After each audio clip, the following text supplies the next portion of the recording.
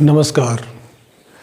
आपने देखा जो रीट का है वो रिवाइज रिजल्ट है, करीब करीब सारे सब्जेक्ट का आ चुका है।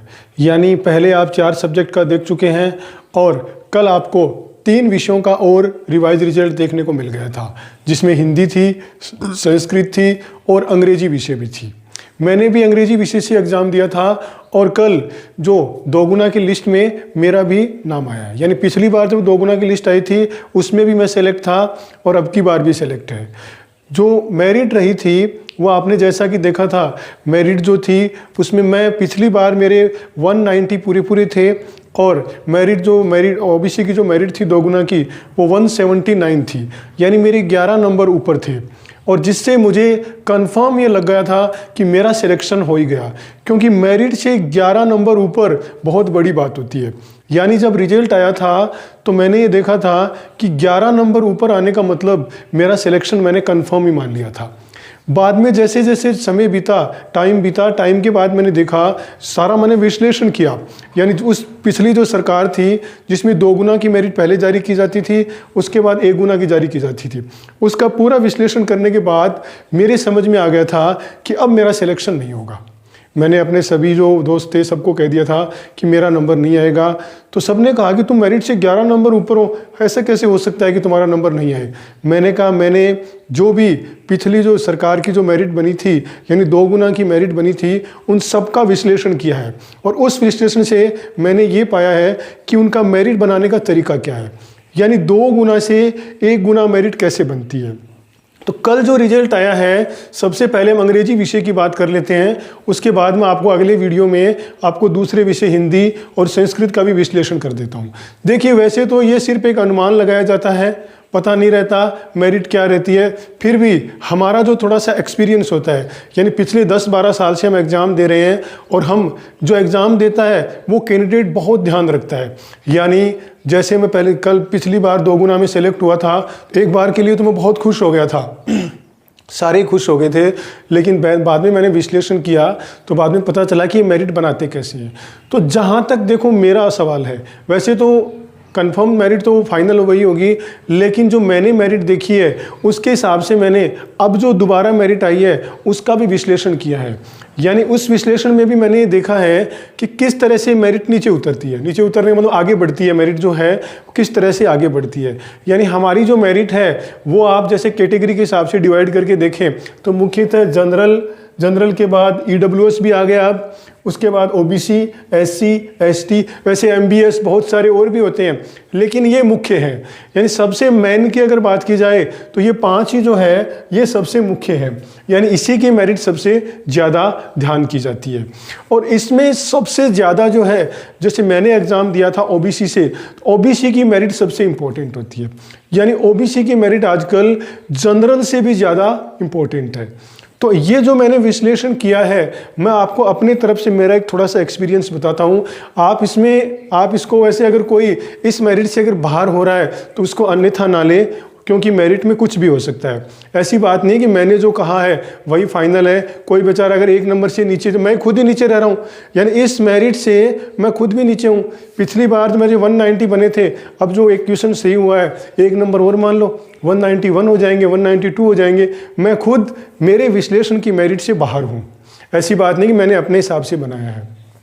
तो मेरा विश्लेषण एक बार आप देख लीजिए, मैंने अंदाज़ा लगाया है। बाकी मैं तो ये चाहता हूँ ज़्यादा से ज़्यादा सेलेक्ट हो, ज़्यादा से ज़्यादा आपका नंबर आए। इस मेरिट से आप बिल्कुल भी निराश मत होना, हो सकता है आपका नंबर आ भी जा सकता है। क्यों, कोई ज़रूरी नहीं है कि यही मेरिट रहे, लेकिन फिर भी मैं थोड़ा सा विश्लेषण बता देता हूँ। अगर आप ध्यान से देखें तो मैंने 2 गुना की जो मेरिट है वो अभी आप जो मेरिट आई है उसमें आप देख लो, जनरल की है 194.32, 194.32, ओबीसी की है 178.58 और ईडब्ल्यूएस की 173.82 और एससी की है 148.25 और एसटी की है 104.73। इन मेरिट का इतना तो आपको पता ही है कि ये कैटेगरी वाइज नीचे उतरती रहती है। ठीक है। कभी भी SC ST की मेरिट कभी OBC तक ऊपर नहीं जाती, ठीक है। और कभी भी जो है ये मेरिट जो एकदम कैटेगरी से बनती है, तो इसके हिसाब से ही मैंने इसका एनालिसिस किया है। और ये एनालिसिस मैंने इसलिए किया है क्योंकि पिछली जो 3-4 मैंने मेरिट देखी है, सेकंड ग्रेड की भी देखी है, फर्स्ट ग्रेड की भी देखी है, उसके हिसाब से ही मैंने विश्लेषण किया है। ऐसी बात नहीं है कि 100% श्योर है, लेकिन अंदाज़ा मैंने ठीक ठाक लगाया है। मैंने बता दिया, मैं खुद इस मेरिट से बाहर हूँ, ठीक है। मेरे खुद के 190 पॉइंट्स कुछ बन रहे हैं और ये मेरे हिसाब से 194 जा रही है। अब देखो इनकी जो मेरिट बनाने का तरीका है, जैसे जनरल है 194.32, यानी जनरल जो अभी मेरिट 2 गुना की आई है वो 194.32 है, तो वो मेरिट तो 100 to 100 प्लस जाएगी, यानी 100% है वो 200 के आसपास ही जाएगी, ठीक है। वो तो 200 को पिछली बार 206 चली गई थी और पिछली बार 195 थे, ठीक है। तो ये तो 200 प्लस ही मान लो आप, ठीक है। इसके बाद OBC की सबसे इंपॉर्टेंट मेरिट है, सबसे ज़्यादा जो कैंडिडेट है वो आपको OBC में देखने को मिलेंगे, और OBC की जो मेरिट है वो सबसे ज़्यादा इंपॉर्टेंट और सबसे ज़्यादा कैंडिडेट देखते हैं इस मेरिट को। तो पिछली मेरिट को भी अगर आप ध्यान से देखो, पिछली बार जो मेरिट थी वो 196 चली गई थी, यानी 195 जो जनरल डबल में थे, और OBC 179 थी। कितनी 15-16 नंबर क्रॉस करके और उन्होंने जनरल की 1 गुना मेरिट को क्रॉस कर दिया था। तो उसके हिसाब से अभी भी मुझे लगता है, अगर पिछली मेरिट के हिसाब से बता रहा हूँ, अब तो देखो सरकार भी बदल गई, हो सकता है पिछली बार कुछ ज़्यादा कुछ हुआ होगा, अब की बार सब कुछ सही रहे तो कम ही रहे, और मैं भी ऊपर वाले से यही कामना करता हूँ कि ये कम ही रहे, क्योंकि मैं खुद इनसे नीचे हूँ। तो मेरे हिसाब से ये मेरिट यहाँ आएगी, यानी 194 जो जनरल की 2 गुना थी वो OBC की 1 गुना 194 और 95 के आसपास रहेगी, यानी 194 से 1 नंबर ऊपर भी जा सकता है, क्रॉस भी कर सकता है।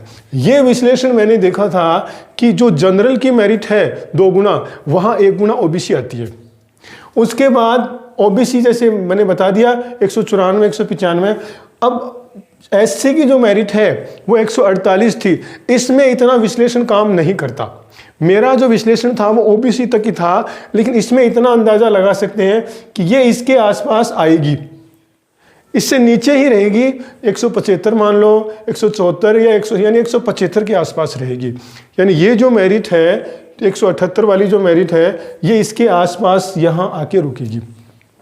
EWS की मेरिट है वो जो है, जैसे यहाँ 173 है तो ये 185 190, यानी ये उससे जो OBC की मेरिट है उनसे 4-5 नंबर पीछे ही रहती है, ठीक है। यानी अगर ये 190 के आसपास मान सकते हो, 185 190 के आसपास मान सकते हो। ST की अगर बात करें, ST वैसे ही बहुत नीचे रहती है, उछाल भी ज़्यादा लेती है ST। क्यों? पहले से बहुत नीचे होती है। पिछली बार मुझे याद है ST की 105 थी और बाद में 145 या 40 के आसपास पहुंच गई थी। इतना ज़्यादा उन्होंने उछाल लिया था। क्यों? क्योंकि ये पहले से ही नीचे रहती है। तो ST के लिए सेम वही है, 104 है। अगर 104 है तो वो 140 के आसपास, 145 के आसपास वही सेम वही आएगा, 140 प्लस क्रॉस करेगी। तो ये तो देखो मैंने अंदाज़ा लगाया है, लेकिन OBC की जो मेरिट है ये मेरा लाइव एक्सपीरियंस है, यानी खुद मैंने इस चीज़ को देखा है। जैसा कि मैंने बताया पिछली बार मैं भी सेलेक्ट था और अपने आप का सिलेक्शन श्योर मान रहा था, लेकिन जैसे ही मैंने विश्लेषण किया 1 महीने 15-20 दिन पहले ही मैंने सबको कह दिया मेरा नंबर नहीं आएगा। सबने कहा कि ऐसा कैसे हो सकता है, तुम मेरिट से 12 नंबर ऊपर हो। मैंने कहा चाहे मैं 50 नंबर ऊपर हो, ये जो जनरल OBC 1 गुना 2 गुना ये गैप भरेगा, और श्योर वो गैप भरा। तो अब की बार भी मुझे देखो मेरा विश्लेषण यही कह रहा है कि जनरल की जो 2 गुना है वो OBC की 1 गुना बनेगी, और बाकी हम मेरिट आने पे देखते हैं। मेरा ये विश्लेषण अभी तक तो देखो सही बैठ रहा था, बाकी मैं तो ये चाहता हूँ कि और भी नीचे जाए ये। क्यों? जितनी नीचे जाएगी उतनी ज़्यादा हमारे जो भाई सेलेक्ट होंगे। क्यों? मैं खुद भी इनसे नीचे ही बैठा हूँ। तो बाकी देखते हैं। मेरा विश्लेषण यही कहता है कि ये 2 गुना से 1 गुना के टच होती है, और जनरल OBC वाला तो बहुत ही ज़्यादा श्योर होता है, बाकी का तो थोड़ा 5-10 नंबर का एक फेयर रहता है। बाकी हम देखते हैं मेरिट जब आती है, और आगे जो हिंदी और संस्कृत की जो मेरिट है वो भी मैं विश्लेषण लेके आऊँगा, ठीक है। इंग्लिश का यही था, बाकी 1 गुना आने पे देखते हैं। और आपके लिए और कोई न्यूज़ होगी तो मैं सबसे पहले लेके आऊँगा। आप मेरा वीडियो देखते हो, इसके लिए धन्यवाद।